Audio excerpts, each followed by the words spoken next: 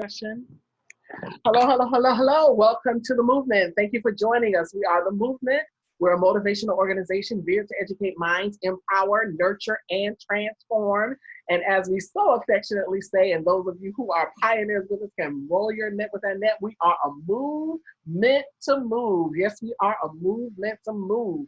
We want to help you thrust into your purpose so that you can start living the best version of yourself and win. We've tapped into some winners' resources and some winning connection, some winning people seated at the winners table, and we want to see you win, right, Annette? That's right. And like Anita just said, it's you a winner and a winner and a winner. So we're excited tonight. And that something will be said and done to lift up your spirit, to help you thrust into your favorite word, Anita, into the next dimension of your life. Yes. So thank you. We want to help you get there. We're getting there. We want to help you get there. We want you to join us for this journey. It is amazing, and we're grateful to have everybody on tonight. You could have gone anywhere else, but we thank you for stopping by here. So we have a great discussion on tonight. You know, every one of us at some point or another, we have all had our Jovian experience. Seems like you just can't catch a break, can't catch your breath. Sometimes it feels like you're treading water, but you can barely keep your head above it. And sometimes life seems so overwhelming. And right now, the world is in a very, very strange place. COVID-19 has made the entire globe come to a pause.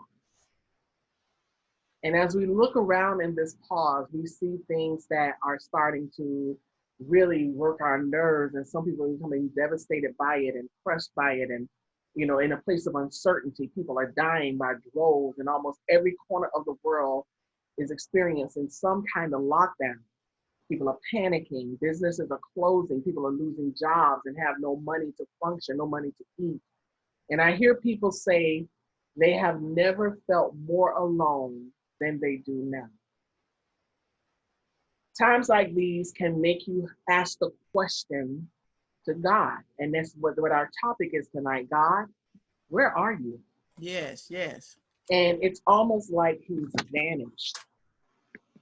And I've been talking to many people right now, and I'm getting ready to share our screen so that we could go into our discussion. I've been talking to a lot of people who are experiencing this thing, you know, from a devastating place. You know, everybody's in a different place. We have those who are in the medical industry. We have those who are experiencing it from like a next line of work where you're dealing with, you know, helping families with benefits to be able to get food in their houses. And we have people who are working in, you know, the grocery stores. We have people who are working in industries that we need, that we can't function, you know, like the mail, something as simple as that. And everything has changed. And that affects your household double, and that between you and your husband. Right.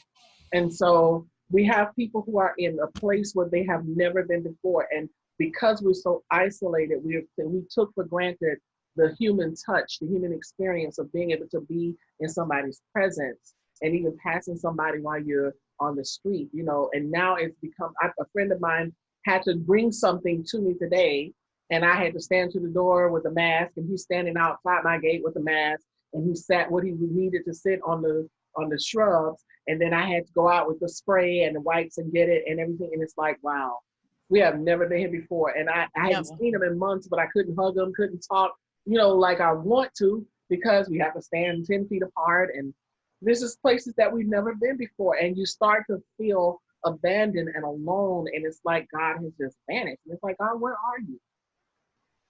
One minute, everything was okay. And then in the blink of an eye, we can't sense his presence. So we would ask the question, you know, are you present?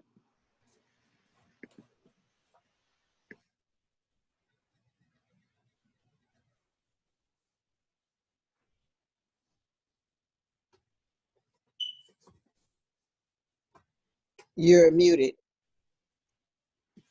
I'm sorry. I was trying to admit somebody. That's what happens when I'm trying to do like 5 things at once. But we get to a point that we feel like he's vanished, and we're like, you know, oh my goodness, is everything okay? God, you know, I can't sense you. But he is present.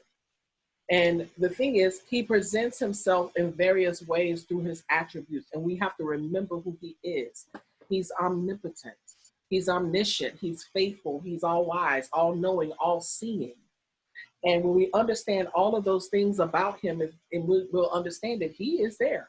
Yeah. He's present, because one of the attributes is that he is omnipresent. And that is the word I'm going to use tonight is present. And I'm going to use it in another tense, in the verb tense, which is present, because he presents himself in various ways. And to present, when we look at this word in the intransitive tense, the intransitive verb means to manifest or to make evident. And when we look at it transitively, it means to show. So not only is God present everywhere at the same time, it is evident. That is the manifestation of who he is. But he's still God, and he can show you that he's God. So not only does he present himself in who he is, but he's going to present himself over this situation. Yes. That we're dealing with right now in the world. The entire world has gotten the attention, and now we have to do right. We have to humble ourselves. So we're talking tonight, God, where are you? So I'm going to go into our presentation. I'm so excited about this discussion. Okay. And what he's done, you can say it was him, it was this. Well, God has to allow everything to happen. So nothing takes him by surprise. So I bet you your attention has gotten. And I was in ROTC when I was in high school. And I used to be so, I think the hair used to raise up on the back of my neck when I would hear Sergeant Chris go, oh, man. It was something about his voice. Anytime there's a sergeant who has that command, anybody who's been in the military, you understand that it takes somebody with that strength in their voice to just command attention. And so I'm here to say at this time, it's not the time to be scared and pitiful and weak, because there are some people where it may not have hit your house that way, but there are some people who don't even know where their next meal is coming from. Yes. I can't imagine what it's like for some people right now who was waiting on the next paycheck just to eat. Can you imagine what that's like? And then you have to ration out food that you're getting from farms here in this place and that place, because that is, when your attention has been gotten, this is, and those people who are fussing about the fact that they can't go to church is, you need to make church where you are and pray, because in this situation, we're right here. We're hitting rock bottom. We used to hear our moms, say that, what? You got to hit rock bottom before you get it. Yep. And there's some people, self-included, we put off a lot of things. Me and Annette used to tease all the time about how, I say I fall asleep sometimes when I say I'm going to pray at night or read my Bible at night. I can't do it. I got to get up in the morning. I got to walk out in nature and let the sun hit my face. I know me now. Be yawning and scratching. And like Annette husband get up at the wee hours of the morning and Kamala. And I know Annette eyes be burning and she don't want to get up because she want to sleep. And let her mean that thing about that prayer now. Yeah. So some of us have not visited a consistent lifestyle like that in a long time. If we're honest with ourselves, it don't mean you're not saved. It just means that you're slack. So in our slacking, because of the fact that this thing caught everybody completely off guard, people were running to the stores, panicking, buying all the toilet paper, buying up everything, because people panic. Because you know what? When something jars you like that, it causes you, how the police will take you and slam your face to the ground? Oh, you talking about rock bottom. It's rock bottom. Yeah. Because we don't know when this thing is going to let up. We don't know when there's going to be a heat wave where we live. We're looking at other people. First, we were looking at China like, oh, look at them dropping like flies. And then all of a sudden, they got Washington State. Wait a minute, hold up. And then it started spreading. And then when it gets to the point that people who are affected by it, or people who have died from it, that's when it's like, oh my God, you've been at rock bottom the whole time.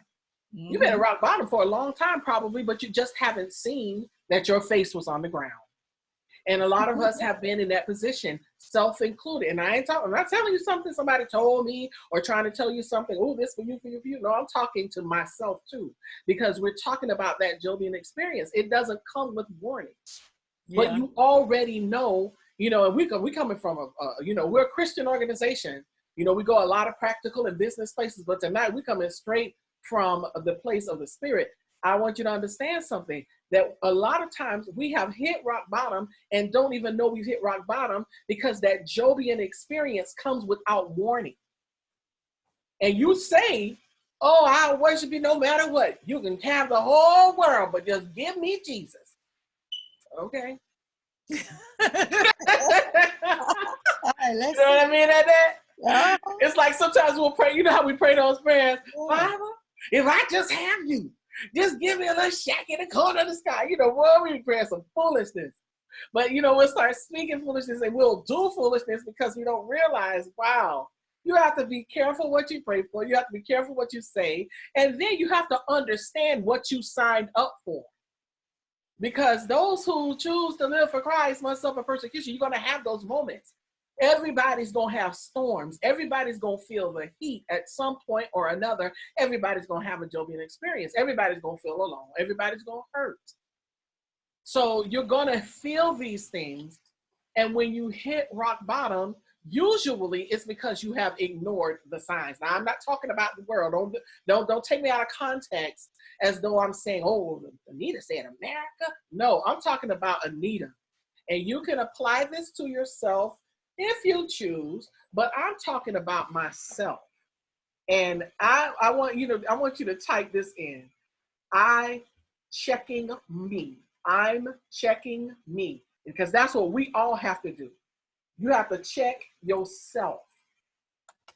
I'm not here to check you. I'm not the judge. I'm not the shot caller. I'm here to just bring your attention to some things that sometimes we just don't realize, and that you have to check yourself. So as for Anita, I'm checking me. Before I even point my finger at anybody else, I've got to check me. Because when I hit rock bottom, there's a reason. And even when it comes to hitting rock bottom, because we know there's a reason that we're in that place that we're in, we have to understand too that there's a breaking point. Because perhaps you hit rock bottom, but it's still a little stable. And that's probably why you didn't realize you would hit rock bottom. You didn't realize it because, I'm still good. I'm all right. I got food in my house. I got this, I got that. I got my car, I got my house, I got my life, health, and strength. Praise the Lord, amen. I got it all right here. So a lot of times we don't realize, like, hold up, partner. You are in a place that you have never been before. You just don't realize it. You just don't see it. But you're at the breaking point. And usually when you get to rock bottom, that's when you start, oh God. When you realize where you are, you're on the edge. You ever felt that feeling like you can't go to sleep at night because you just can't stop thinking about the problem. You can't think about the bill. Oh my God, they're gonna take my house. You start, the pressure starts rising, and you get that feeling in your stomach and that lump in your throat, and you don't know what to do with the doctor's report, and you don't know, oh my God, am I here? Am I there? Have I reached that point? Or something's happening in your family, with your children, with your husband, and you don't know what to do. Yeah, yes. And you're at rock bottom. And then you're at the breaking point where you don't know what to do, because now you realize where you are. And then, sadly to say, sometimes it gets here before we realize what to do. The bottom falls out. And when the bottom fall out, you're free falling. So you hit rock bottom. You get to a breaking point where you don't know what to do. Then the bottom falls out. And then after that, it's like you're in a free fall. And when you're in that free fall, I've never done it because my ex-husband at the time I was married, I went bungee jumping, but I knew there was a rope tied to me, and at some point it was going to break my fall. But I never did do skydiving. I did the training, and back then they didn't have it where you jump with the people like that. It wasn't that often. It's like, well, they did. You jump with somebody, but it wasn't without experience. Now they have you jumping. You haven't had not 1 ounce of experience. You just show up and you jumping out of a plane with somebody.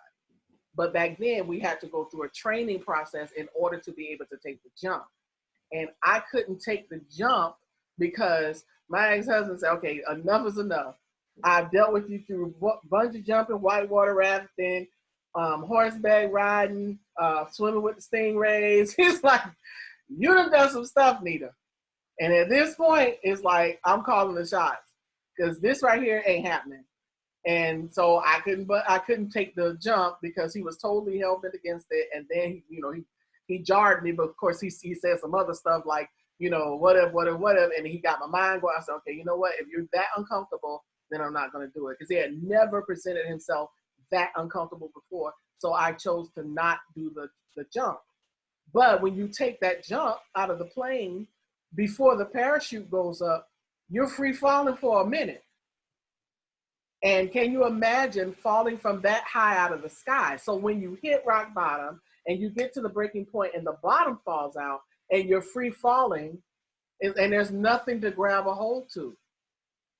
The only thing you can grab a hold to is your faith in the omnipresent one. Yes.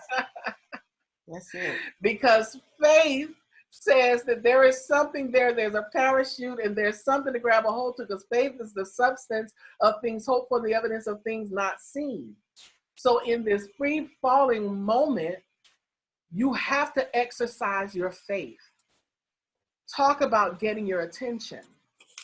Because all through that process, it's like, oh, where are you, God? Where are you, God? Where are you, God? And we're going to walk through some things tonight. I'm going to tag team this thing over to Annette for quite a few minutes, and I'll come back later, but we're going to tag team this off. But we're going to walk you through some stuff tonight, because she got some points for you. And I'll tell you, we always say we don't know what the other one is going to say. We don't. Before we come on here, we have no idea. It just ends up that way. So I'm interested now. I'm getting ready to take notes.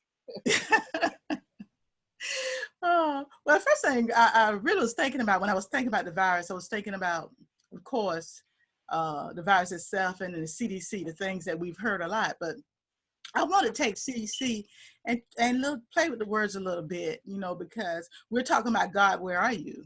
So CDC is communication develops change, and the problem, we're asking God where he's at, but the problem is we have not communicated with him. See, when you communicate with people, if I never communicate with my husband and there's some issues going on, there can never be a change. They never develop change. So we have to learn how to communicate. So we have to have that CDC in our lives with God to help us get to the next level, because we keep asking, where are you? Where are you, God? Where are you? And God asking you, where are you? He said, if you open up your mouth and begin to speak, that I will listen to you and I will hear you. And so the first thing I really want to talk about tonight, we keep asking God, where are you? Well, you can find him in his word. Because I'm going to tell you something. There's nothing new under the sun, according to Ecclesiastes. So whatever you're going through, even in the Bible days, when he told them to put the blood over the doorpost, and when the death angel come, that he would pass over. So even during that time, they were quarantined. And, of course, I'm sure with some hard-headed ones, just like it is now, they telling us stay in the house. And if you do go out, put on masks. There's still some of us walk around like, we bad bobo, and we don't cover ourselves. And so even in the biblical days, that we were like that. But the Bible simply means this: is basic instructions before leaving earth. So if you want to learn how to really walk this thing out and get this relationship with God and develop communication, because the communication will help us change. And we always talk about a change in mindset. See, we got to change the mindset. I don't care. You can have $1 million, but if you don't change your mindset, you can look up a few years from now and have nothing left. So just know, you get in his word and see his word, and there's so much stuff. You be like, gosh, they did that? Oh, they did that too? And when somebody was talking about when he said doing the Passover, he's going to pass over them, I said, those people were quarantined. Those people went in their houses, and when they left, it went over them. And so, but there was a level of communication with them to tell them, say, hey, this is your instructions. That if I'm coming, it will not stay. This is coming. There's going to be death. There's going to be some heartache. There's going to be some frustrations. But I declare, if you follow my guidelines, I'm going to go past you. Now, that may be your neighbor, may not make it. But if you got that blood over your door, I'm going to pass over you and get to the next level. So that's why it's so important to develop a relationship with God, to read his word. Like I said, it's basic instructions before leaving earth, because that's the only way you're going to really get through this. You need some basic instructions. Some of us don't even want to follow the basics. We want to go to the next level. You don't even have the basic. If you can't add and subtract, how are you going to multiply? Come on. There's some things you just got to go through. But not only that, teachers are usually quiet before the test. Anybody that went to school, and all of us have, when it's test time, the teacher's quiet. The room is quiet, because what you're doing, you're taking a test and trying to see where you are, trying to get you to a place. So when you take a test, I used to think the teacher was so mean. No, they're testing you to see where you are. What's your level? Are you ready to go to the next level? And sometimes it's not that God's not speaking. He's quiet because he's watching you. There's a test. He's taking you through some things. And so he's quiet, you know. So everything that happened is not always the enemy. Sometimes that's God saying, listen, I'm the teacher. I'm being quiet because I'm taking you somewhere and I'm taking you through some stuff.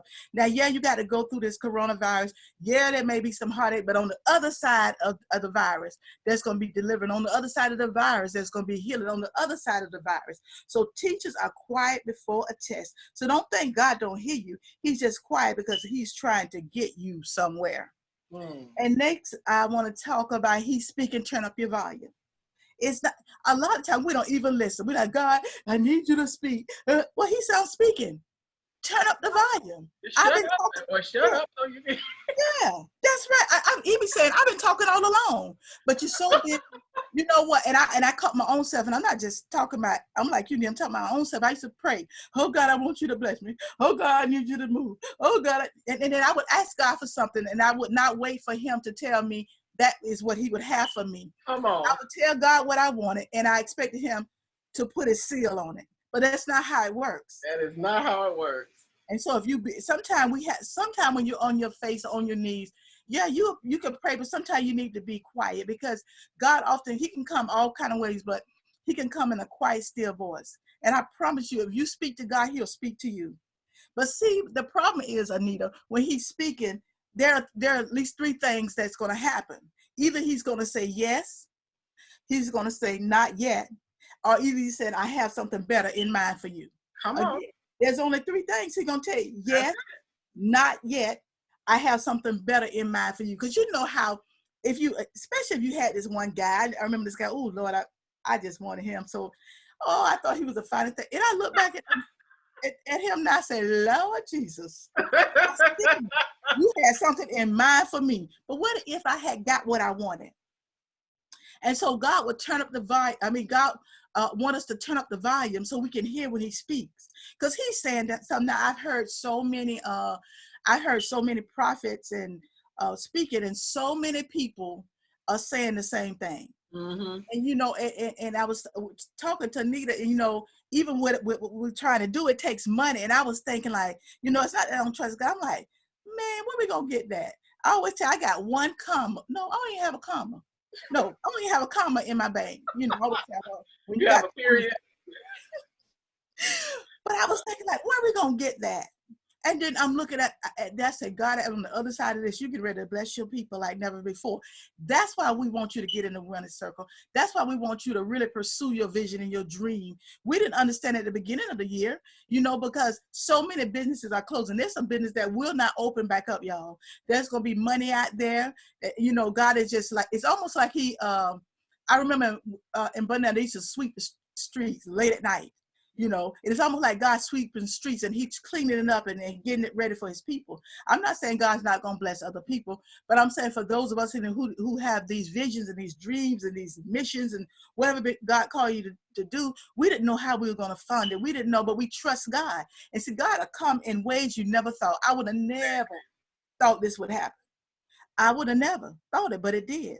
But not only that, when you have communication that develops change, it's just a prayer away. When I was looking at this, and I was looking at at least 4 types of prayers, and it's called ACTS, A-C-T-S. And the first one is adoration. It's God's character and his name. You have to tell God. He know who he is, but you have to tell him, because you're telling him, I know who you are now. You are Jehovah Jireh. You're Jehovah Nissi. You have many banners. You are above all. God, you are a healer. God, you are a deliverer. You begin to tell God. You begin to love on God in adoration. It's not like some people who need that because they need to pump themselves up. God don't need to be pumped up, but it's because he wants to know that you love him. He wants to know that That's you'll right. be there for him. And also it's confession. You have to tell him. Uh, the problem is, where's your communication? You talking, God, where you spoke with God? Have you confessed that, God, you know what? I'm sorry, God. If I did anything that's not like you, but God, put me on a road that I'll be more like you, Lord God. I want to be like you, but also we have Thanksgiving.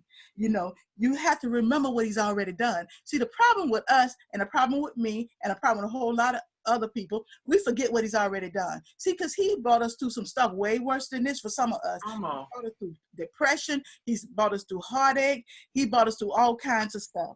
And then also you had a supplication where you make a plea, appeal, and a request. And so I'm asking God, I make a plea and an appeal and request for the movement. I say, God, let me, Anita, be a light, because after this is over, there's going to be a certain amount of darkness for some people. So what we have to do, and so many of y'all that's on here and will hear this later, you're going to have to learn how to be a light. Whatever that thing you've been called to do, and Anita alluded to it earlier today when we were talking, you got to get going now, because people are going to need you. People are going to need what you have. They're going to need a word. They're going to need, even down to a good home cooked meal. People are going to need you. I was telling Anita, I was talking to a guy, and he made good money, y'all, and he lost everything. He lost everything, like so many other people. But I spoke with him, and as I began to talk, and most of the time when I'm talking to my clients, I try to have them get them off the phone, okay? Because I don't want to do all that talking. But now with the people I'm talking to now, it's the truth, because we have X amount of time to get stuff done. But now the people I'm talking to, I have more compassion, and more empathy and sympathy for people, because I still have my job. I'm still able to. Nothing changed other than I can't go where I want to go. And so as I talked to him, he began to cry, and all of a sudden I said, God, give me the word to say to people, because there are going to be some people that you're going to try to tell them, God, well, your God didn't do this and your God didn't do that. But see, that is where that you got to make that plea and appeal to God to give you the words to touch the heart of people. And that's why God have people like us, because he give us what we need to share with others. Because there are some people who never thought they would be in this. There are people who live their life based on what they have. Their whole substance is about what they have. Their whole being, I'm this and I'm that. But what happens when everything you thought you were snatched away from you? At rock bottom, it falls. Yes, that's rock bottom. And so we got to have the words, y'all. We got to have the words, and we got to, we got to be able to speak. Because they're going to ask, where is God? And then you're going to have to say, he's here. You got to tell him he's in his word. You got to be able to tell him, look, if you want to know, hey, go to where you got to tell him that the teacher's quiet. You got to tell him that he's speaking, turn up the volume. You got to tell him that he's only a prayer away. So you're going to have to be able to do that. And we were talking about that earlier. And so that means that we have to really get moving. Because I'm telling you, I didn't see the video, and I don't want to see the video, but I heard about somebody's video, about the guy that jumped and it killed itself, a person. I don't know if it was a man or a woman. And my thing is, you know why? Because they had no hope. In their mind, there was no hope. And, they may have been dealing with mental illnesses or whatever, but we got to get to people, and we got to tell them about the hope that we have. And that's the hope in Jesus, that regardless of what it looks like, you can get on the other side. Sometimes the other side may not look like where you came from, but all I want to do is get to the other side, because I know on the other side, God got something for us. He got something for everybody on here, but you got to trust him, and you got to know that he's there. So just know, that God has it. He has it, whatever you need. And the next thing I want to talk about is COVID-19 saga. I was trying to figure out why was it 19, but there are so many types of coronavirus. And when I was reading, it says only 7 that really affect human beings. So and I was thinking, I said, how did they and I'm telling you that now this is so simple, but I didn't know how they came, but the coronavirus. So why they call it COVID-19? Because the CO is for corona, the VI is for virus, and the D is for disease. I said, okay, all right. Well, I didn't know. I didn't know. I don't either. You told me something. Yeah, and that name came about on February 11th, and it was by the World Health Organization called WHO. And they changed the name, they said, because I think the name was more easier for people to pronounce, and so they changed the name to make it more simpler. But it's just the CO, corona, VI virus, and the disease. And so, and it's one of those diseases that it's a strain like they've never seen before, because there's a lot of strains out there, and I said, and the reason I said saga, because right now it's an ongoing process. It's not going to be over tomorrow. We know that it may not be over next week, but just like any good saga, at some point it will end. So just know that. And my first point I want to make when I'm dealing with COVID-19, the saga, just come. He's waiting. See, we are somewhere, God, where are you? He said, just come. I'm waiting. And the seed to that is on Matthew 11:28. Come unto me, all ye that labor and are heavy laden, and I will give you rest. There will be people there are already people that's heavy laden. And there are people who are not resting. There are people who are up all night long. There's people who have been contemplating suicide. There's people who don't know what to do. There are people who are so disillusioned. And there are people who are petrified, they're scared. But God said, just come to me. God didn't say when you come to me, everything was going to change tomorrow. But he said that, but I will give you rest. And I'm here to this night to let you know that somebody just needs some rest. The situation will still be the same tomorrow, but if you can get some rest, because once you rest, because when I'm real tired, I be doing all kind of crazy stuff. I think when I'm like, that's why I didn't work overtime today, because stuff started going together and running together, and everybody started looking the same. So I said, no, I'm not going to work this afternoon, and so I had to rest. And so sometimes you have to go through that resting period so you can think right. And I promise you, if somebody can get the rest they need, they can come up with ideas, because you got to be very innovative in this season. When you don't have a job, you don't have anything. But I was noticing something. There are a lot of jobs, because they hired 500 people just for the unemployment. So what people got to do, they got to get off their seats, do nothing, off their pity party, and they got to, once they rest, and then they go out and search and ask God to lead them, ask God to guide them, and because things are opening up for people, we're making sure they get the food stamps, and the unemployment is there. There's some jobs, not a whole lot of jobs, but there is a light at the end of this tunnel. But also we have to learn how to give him thanks in a thankless society. We lived in a society, people just had it going on. They don't, I'm just going to go ahead. I know I'm reading something that the president said he's done more for the Christians than Jesus. Because he said, Jesus not even here anymore. I was like, are you kidding me? What about giving thanks? What about giving thanks? Because whoever you are is because of him. But we have a thankless society. I just used the president, but he's not the only one. He's not the only one that's like that.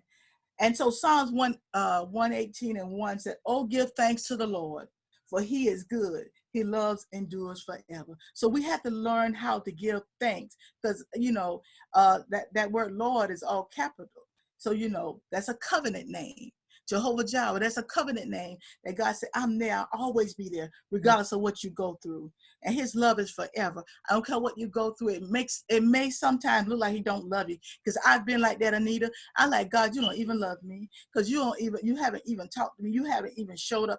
And that's when I really was wilding around. All I need to do is roll on the floor, because I went through that part, but I had to understand that he loves me. It don't look like it, but love don't always look like it. But you got to know that he loves you. You have to know that he loves you. Mm-hmm. You put the next one up, Anita.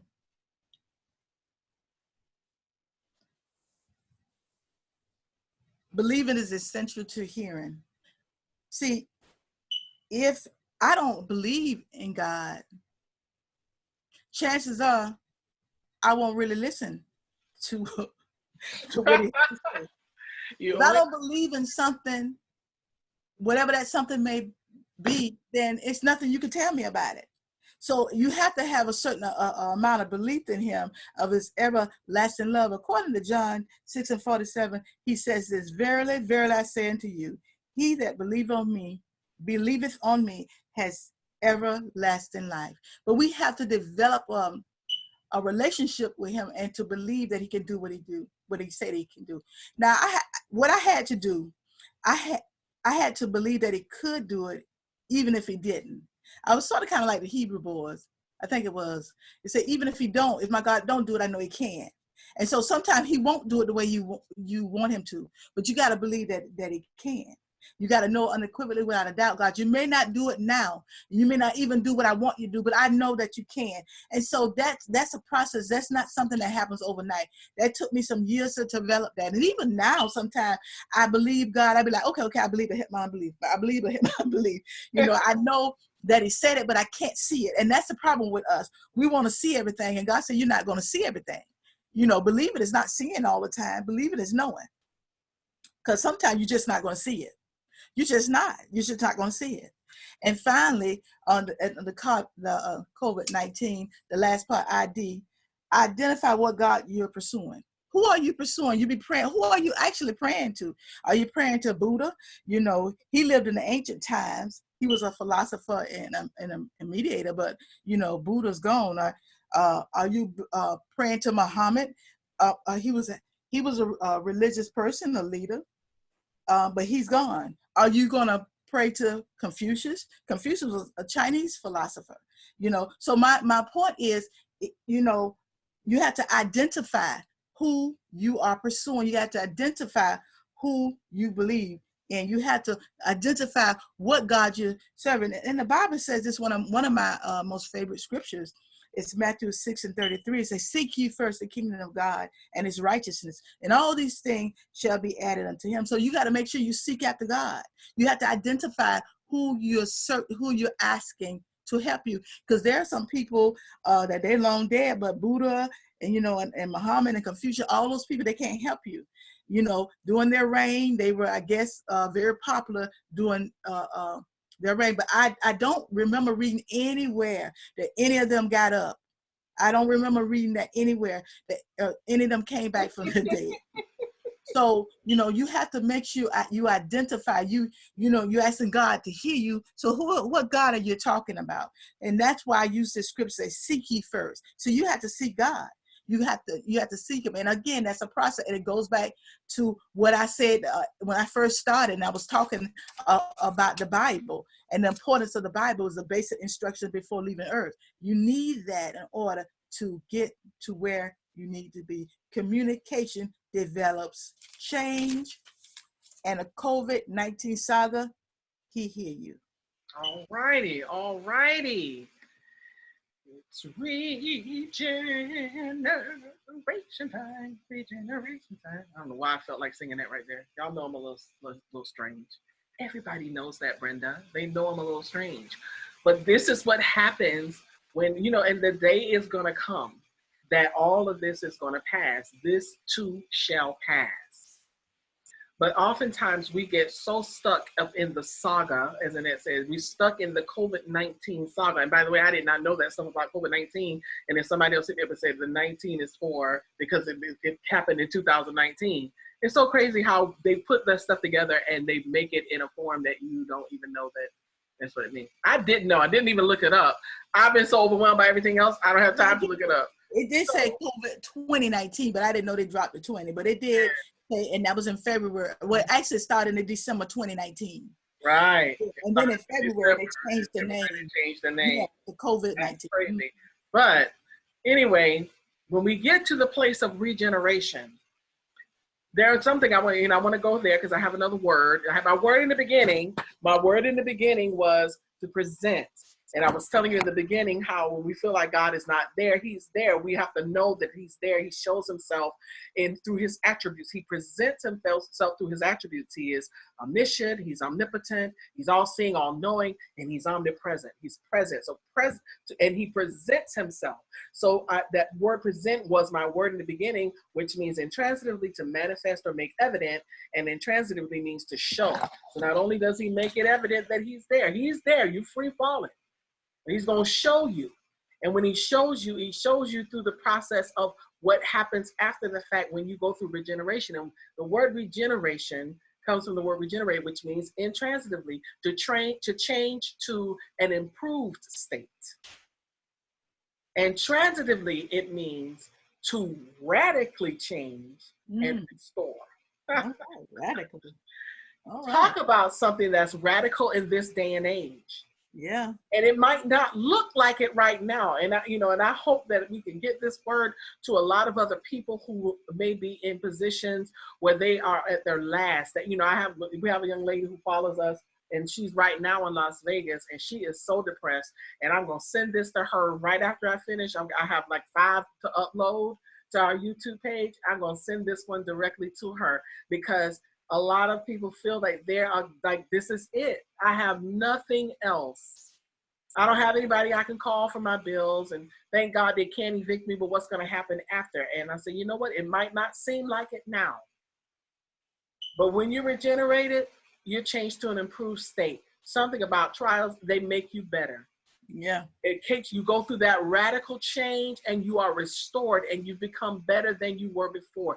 Like Annette said, there's going to be so many open doors, and I want everybody to take advantage of the moment to have your peace with God. There's no better time than right now to tap into your purpose, to tap into what God has called you to do, not your job, but your purpose, why you're here on this earth.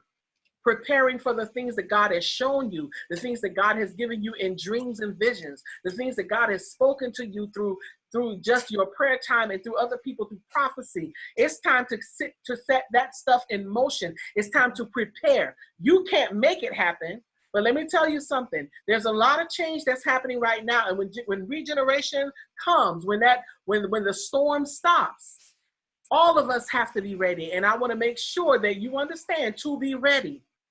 And if you really understand that, I want you to type in, I'm going to be ready. Because I know about me, I know I have a tendency to procrastinate, but I've been getting too many words about this season. And I declare that I'm going to be ready for whatever God has for me on the other side of COVID-19. Because I know that there's something coming. There is a blessing on the other side of through. Because right now we may be experiencing trials and tribulations and trying times, but I'm here to tell you today that trials are only temporary. When we're going through, sometimes it feels like, like there's no end. Like God just forgot about me. That's why we ask the question, God, where are you? But God looked down from heaven and saw something special in you.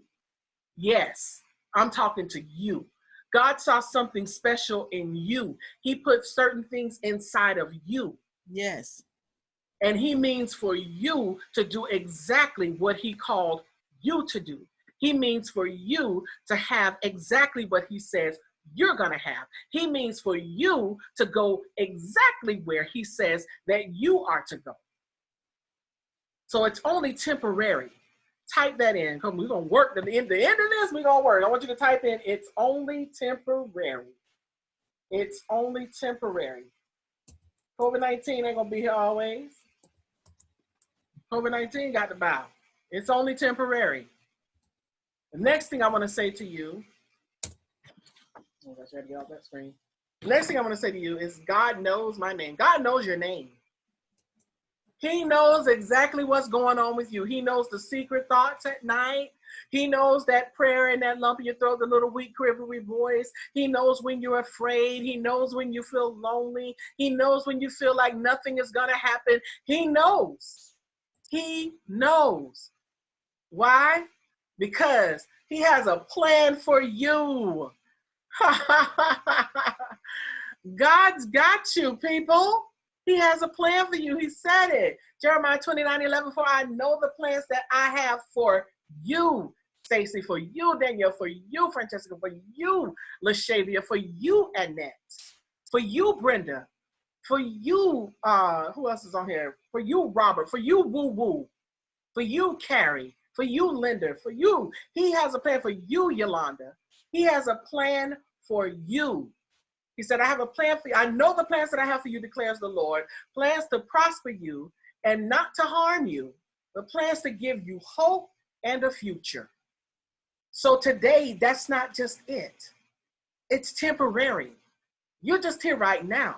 So that's why you have to prepare, because regeneration time is coming. The other thing I need you all to know is that you have to endure the pit stop. Endure the pit stop. Because the thing is, when we're on our way, and we've talked about this a lot when we talk about purpose and going towards your destination and on being on your journey, when you get to that next destination, before you get there, there are a whole lot of other things that are going to happen along the way, and you have to do what you call pit stops. When I grew up in Daytona, my dad was a deputy sheriff. We used to go to the races sometimes, and I would sit in the car, and I would see the cars going around, zoom, zoom, and it would be so loud. It was so much fun. And you would see those cars pull over into the pit stop so that they could have their pit crew change tires and do all of the stuff that they need to do so that the car can continue to race. So every now and then you've got to deal with a pit stop. And every pit stop is not going to be awesome. Every pit stop is not going to be wonderful. Every pit stop is not going to be a bed of roses. But guess what? It's just that.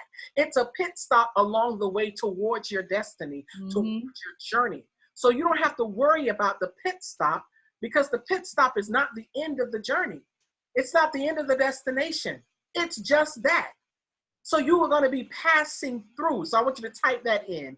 I'm passing through. You're just passing through this moment. You're passing through this time. You're passing through that trial. You're passing through that heartache. I'm just passing through. I'm not here to stay.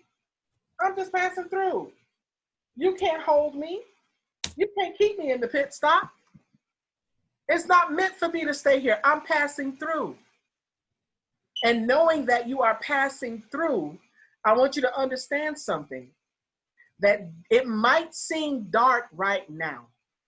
It might seem dreary right now. It might seem lonely right now. And you might feel the free fall getting to you, but guess what? Happy days are near. They are closer than you think. Happy days are near. You don't have to worry about what's going to happen tomorrow, because you may not know what's there. You may not know what tomorrow holds, but you know who holds tomorrow. That's right. You know who's in charge. You know who God's got the last say so. You know who has the last say so. So you don't have to worry about that. A lot of people are so frantic and worried. I am concerned, and I don't want to get it. And I don't want anybody I love and care for to get it.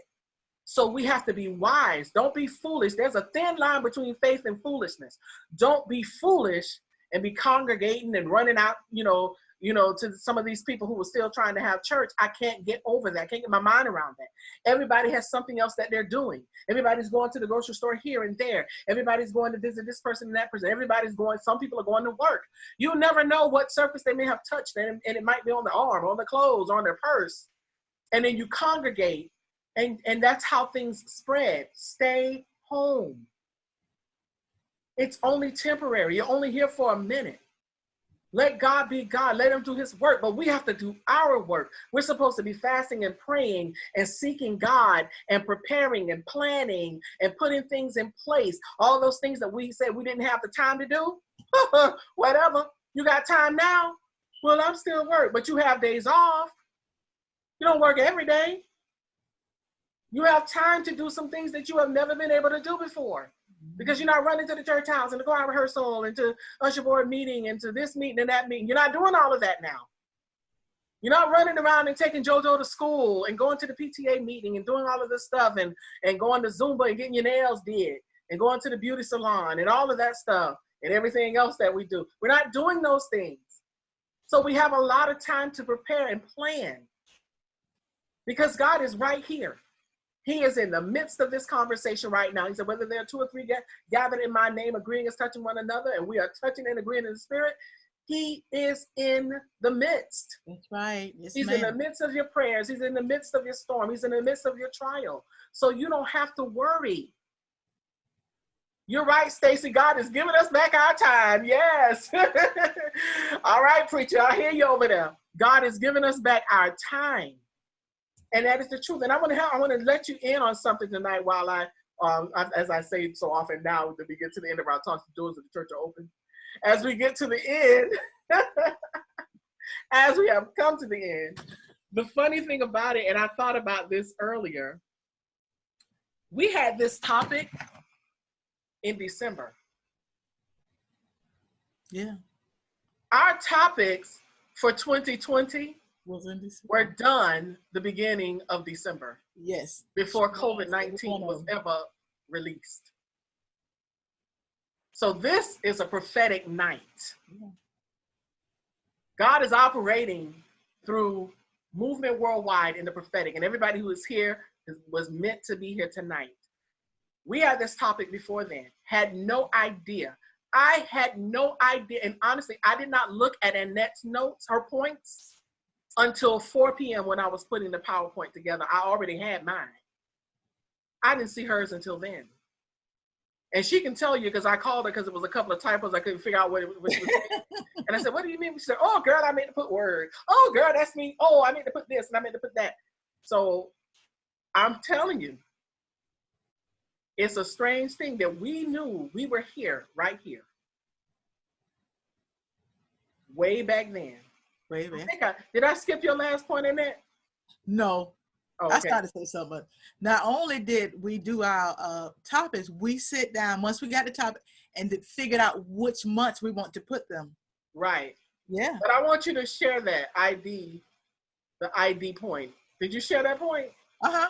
Oh, okay, I didn't know if you shared it. Now I'm looking on. Yeah, identify what God you are pursuing. Because it's crazy how we get so in tune. I'm telling you, this is so spiritual. We get so in tune with each other that we have no idea. We don't discuss the topic. We don't talk about what you gonna talk about? What am I talking about? What you gonna talk about? We made the topics based on what we felt. Yeah. And we put a date on them. Yeah. And we go through our list. And as we go through the list, we cross out each time and we put it at the bottom. We have them all the way through 2020. Oh yeah.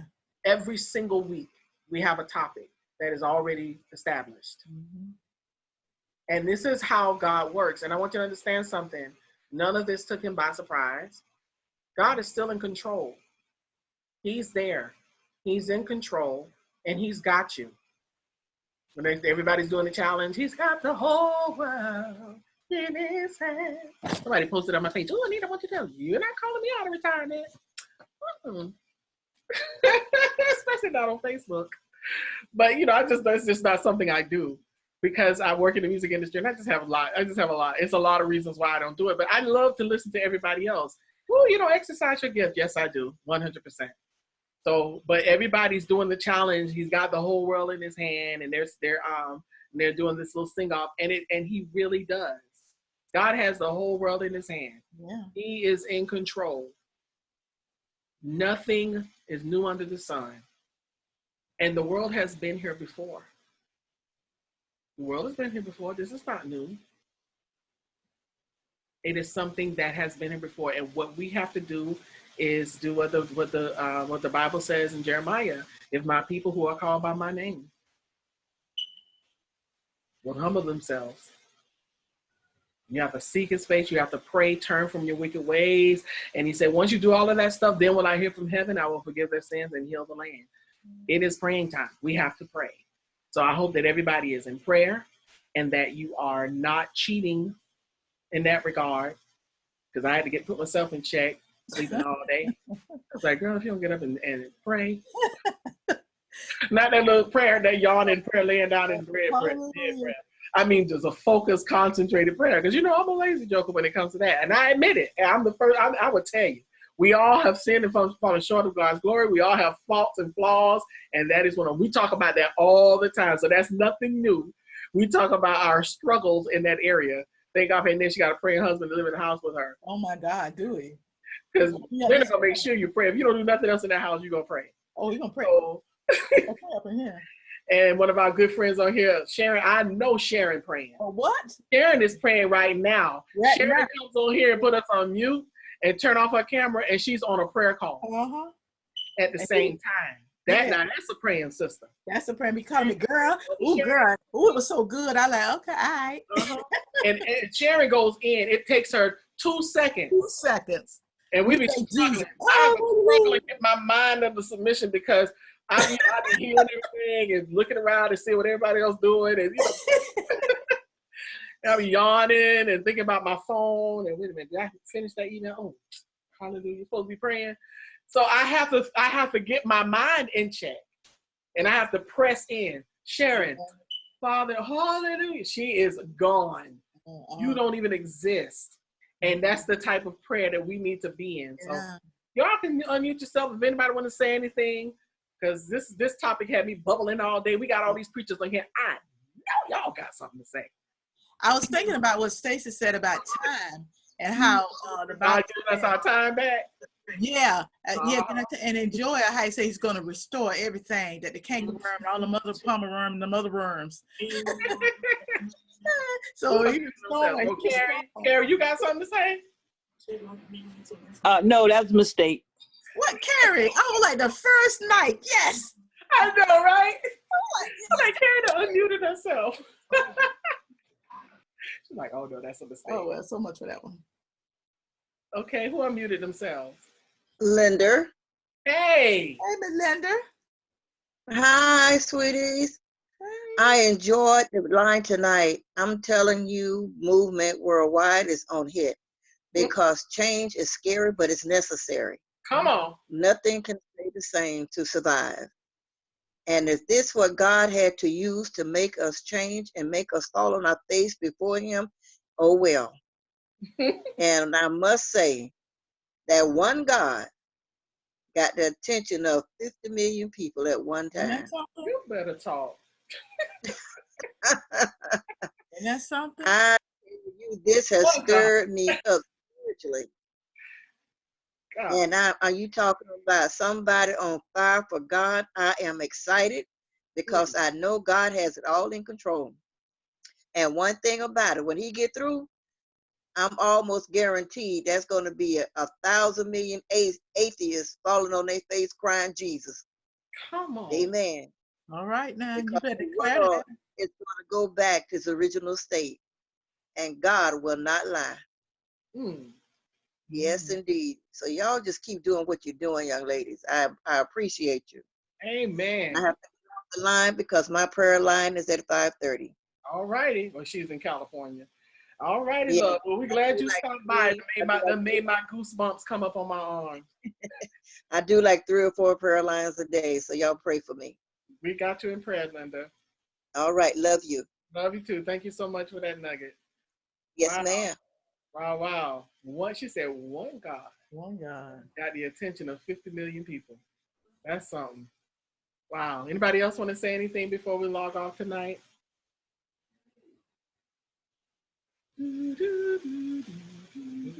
Somebody gonna Stacy. Hey, Stacy. Hi, ladies. Hey, Stacy. Stacy been working it out, honey. I'm trying to stay in action and keep my mind occupied with God and godly thoughts and focused on him so that I don't get overwhelmed with everything that's going on right now. So, but this word, it was just blessed as always. It was right on time. And I mean, God is shaking.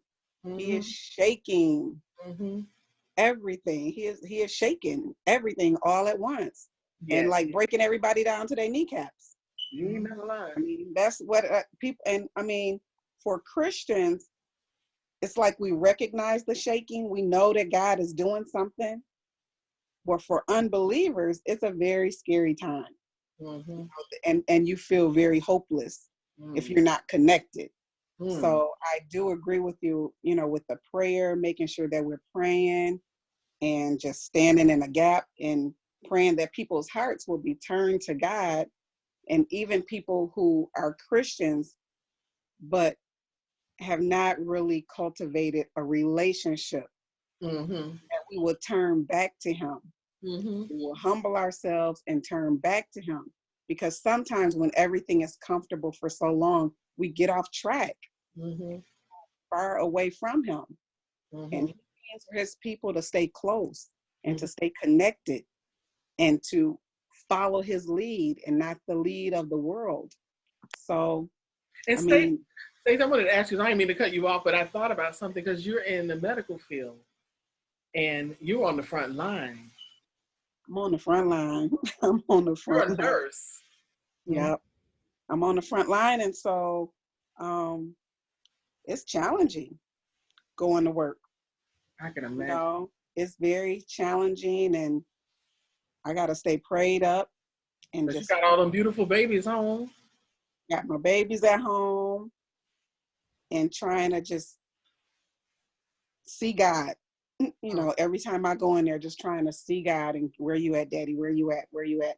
Trying to stay connected so that I don't get stressed out, because it's one thing to have to be an essential worker, but you're not in the hospital. Mm-hmm. So you're not completely faced with it. Mm-hmm. But it's another thing to have to go into the hospital.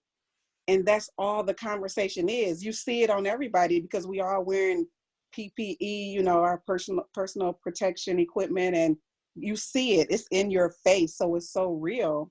Mm-hmm. And just trying to not focus on that. Your eyes on God. It's a challenge, but you know, we have to be up for the challenge and just stay close and continue to pray and just know that God got us. Yeah. You know, God got us and he's watching over us and protecting us, and this too shall pass. It surely shall, Stacey. And I want everybody to just be in prayer for her because that is a very challenging place. And then Stacey is also still keeping up a ministry. Y'all follow her on Instagram. She's at 3P Ministry. And she's Stacey Nelson on Facebook. But her business is booming. And I'm watching your posts every day. And it is so encouraging and enlightening that even through all of that and being on the front line with COVID-19, you are still passionately pursuing purpose. That's what the 3P. Passionately pursuing purpose. Yes. Yes, I am. Still trying to encourage others and help everybody stay focused. You know, stay focused. Keep your eyes on God. Because he knew this was coming before it came. We just didn't know. Exactly. So just following his lead. Amen. Amen. Well, thank you so much for coming on tonight. We're so glad to have you and see you again. I know you stay busy, but we're praying for you. All righty. Anybody else want to say anything before? I'm reminding you to check M.O.V.E.M.E.N.T Travis' update on her website Alexa at is 8:15 p.m. You ask anybody else want to say anything? Okay. Lexa says my turn. Alexa's reminded me to check, so I have to check I'm reminding you. Check M.O.V.E.N.T. website. Sorry, I'm not sure. Alexa, stop. Okay. Anybody else want to say anything before Alexa just keeps talking? Well, we are so excited to see everybody. Brenda, you wanted to say something? I thought I saw you reaching your finger. We were excited to see everybody on tonight, and we just want to continue to keep everybody lifted. Let's continue to lift up our frontliners like Stacey and so many others. My niece is a respiratory therapist, so she right up in it. And then we have many people who are nurses and even the medical assistants and even the janitorial staff and all of the essential workers. Brenda is an essential worker. She's still going into the office every day. I think Danielle is still going into the office every day. So a lot of you guys are still going into the office every day. And there are some people who are having to learn how to work at home, which is tough, but I know how to work at home because it's all I've ever done. And then, pray for people like me. I'm a sole proprietor. So when my clients don't have money, I don't have work. But thank God that I have not been, completely affected by it yet. But I'm praying that I'm not. So I'm grateful to God for that. I'm still working. But there are some people who are not. So let's continue to lift those families up. And even I can't even imagine what's going on in the homeless community. I can't even imagine what's happening out there. And my heart breaks when I just think about it. I can't imagine what's happening to that mom who, doesn't have all of the things that she needs as it is and then loses her job at Publix or somewhere else that, well, not Publix, because Publix is still working, but some of those jobs that are laying people off left and right because they don't have the business, the restaurants, the gig workers, and a lot of things that, people are not just able to do. Even people I know who work for churches, the churches notified them that they're not giving out checks. So because the churches are not meeting and people are not paying because the people don't have money. So everything is affected. So let's continue to lift everybody up in prayer. And while you're doing that, continue to passionately pursue purpose and get yourself together, get yourself ready so that when all of this lifts and it's time for you to get things in motion, you can hook up with Stacy and get some coaching as to how to get that thing in motion. You can hook up to the movement and connect to other, because that's what we're doing. We connect dots. We can take you and connect you to people like Stacy and connect you to people like Claudette so that you can get things done. Claudette does the publishing of books. And I'm telling you, we have a lot of people that we're connected to that can do a lot of great things. And then when you want to get that health right, you can come to Eat Well, Live Well, Be Well. All right now. Okay, good people. Right, Brent? Thank you all again so much. We'll be here again next week, same time, same place, different topic. We appreciate you and love you. You all be blessed. Stay safe. Wash your hands. Social distancing, all of that. All right, good people. Good night. Night.